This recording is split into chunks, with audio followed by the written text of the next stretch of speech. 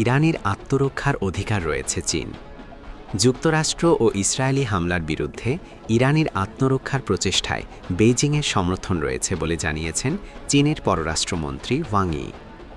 সোমবার ইরানের পররাষ্ট্রমন্ত্রী আব্বাস আরাগাচ্চিকে টেলিফোনে কথোপকথনে এই সমর্থনের কথা চিনিয়েছেন তিনি।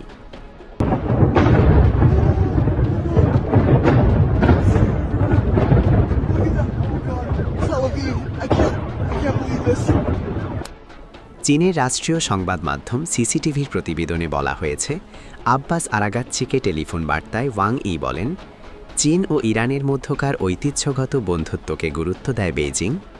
ইরান তার সার্বভৌমত্ব, নিরাপত্তা, আঞ্চলিক অখণ্ডতা ও জাতীয় মর্যাদা রক্ষায় যে পদক্ষেপ নিচ্ছে তাতে আমাদের সমর্থন রয়েছে।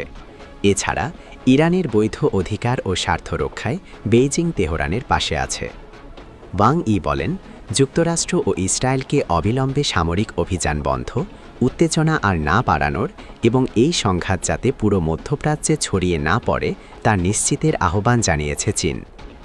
ওমানের পররাষ্ট্রমন্ত্রীর সঙ্গে পৃথক ফোনালাপে ওয়াং ই বলেন, যুক্তরাষ্ট্র ও ইসরায়েল ইচ্ছাকৃতভাবে ইরানের বিরুদ্ধে যুদ্ধ উস্কে দিয়ে জাতিসংঘের সনদের লক্ষ্য ও নীতি লঙ্ঘন করছে।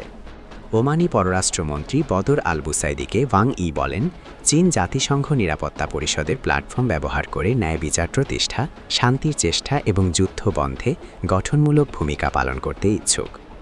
এদিকে ফ্রান্সের পররাষ্ট্রমন্ত্রী চ্যান নোয়েল বারোটের সঙ্গে অপর এক ফোনালাপে ওয়াং ই সতর্ক করে দিয়ে বলেন, বর্তমান পরিস্থিতিতে বিশ্ব আবারও জঙ্গলের আইন বা জোটজারমূলক তার অবস্থায় ফিরে যাওয়ার ঝুঁকিতে রয়েছে।